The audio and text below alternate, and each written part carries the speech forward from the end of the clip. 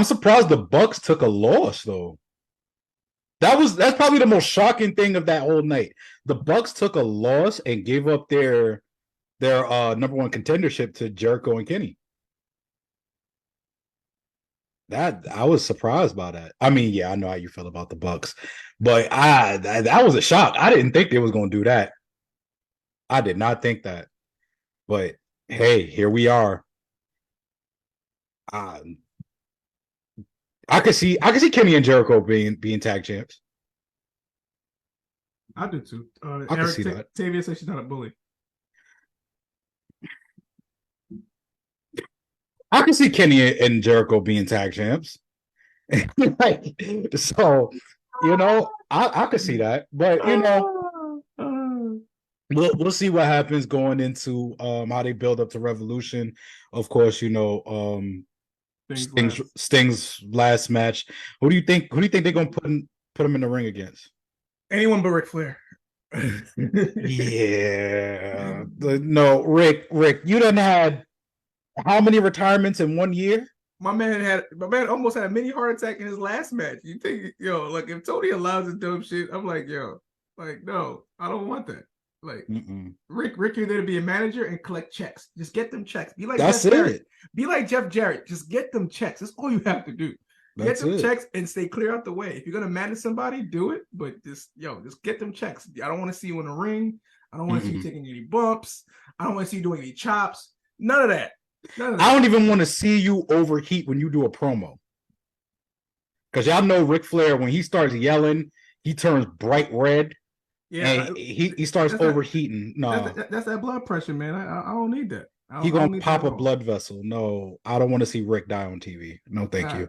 Listen, I'm not willing to see that. But for Sting, I don't know. It's probably gonna be someone that Sting trusts.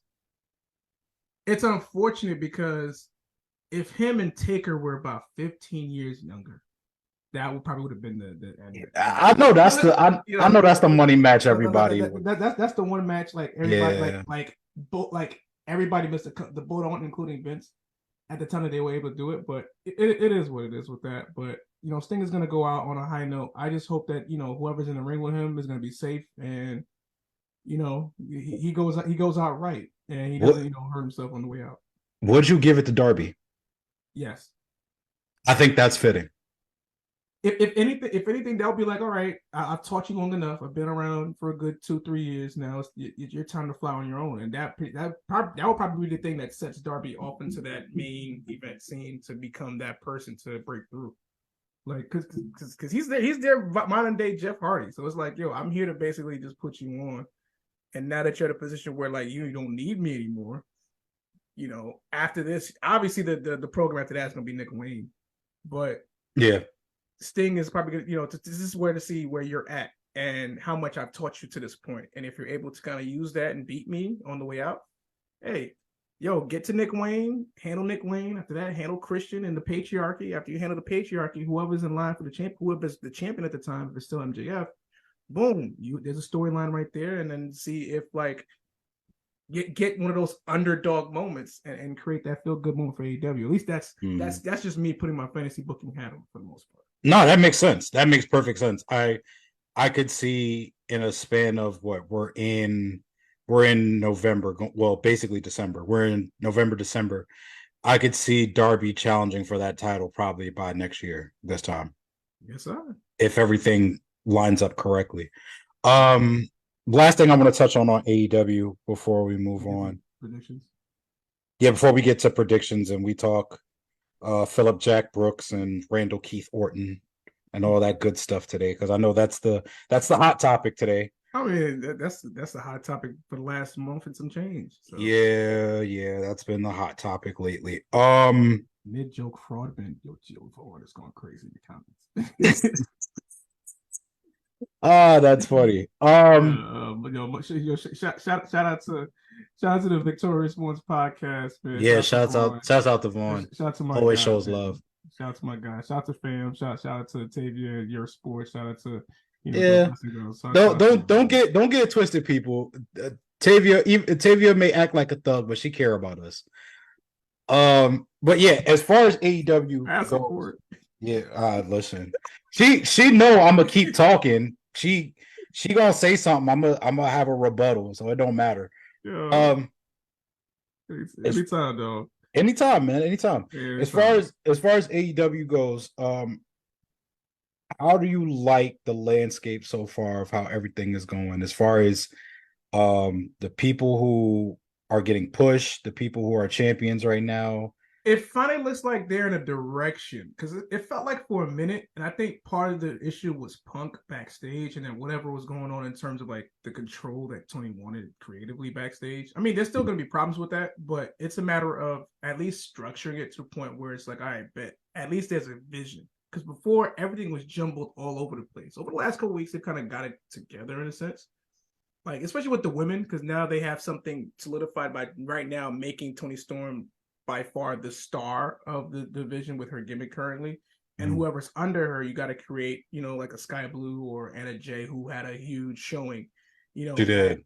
at Full Gear. So how you build them from here on out should be the test. And it has to be consistent. It can't be just, you're gonna pull the plug on that and then just Tavia said don't hijack. She's gonna hijack the show. You asking for it.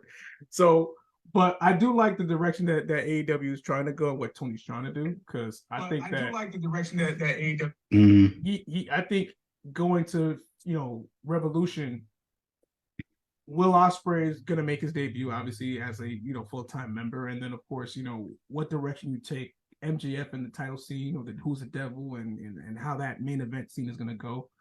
I think for the first time in a minute, they've kind of got certain things together. Now, Chris Jericho and Kenny, they're basically the backdrop, being a support cast, what they're doing. So however that goes, man, I'm very interested to see how it goes. It just has to be consistent and enough care in everything. And just don't pull it because like it's not hitting one week. It's just keep it going. Like it's because you never know what sticks and what the fans are interested in. I think that everything that we've been saying about AEW, it's like now they're starting to kind of piece it together. It's like I agree with you. It's kind of like that stop and start mentality. So it's like it starts here and then it stops. It's like, no, we don't like this, or the crowd's not reacting to this, or they're not liking this, or they're not liking that. Let's take the title off of this guy. Let's start a new storyline with this guy. I mean, look, I like the fact that the vets aren't really the main focal point. I know Christian is. Christian's the only one. Christian's doing the. He's the only one out of the vets. Christian's doing the best work of his career by far. He's the only person. It's not even. He's heel of the year.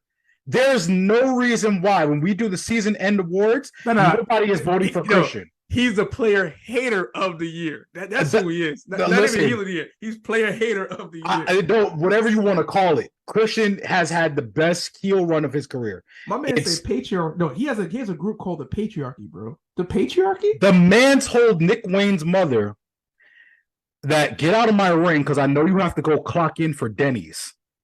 Nah, that's fucked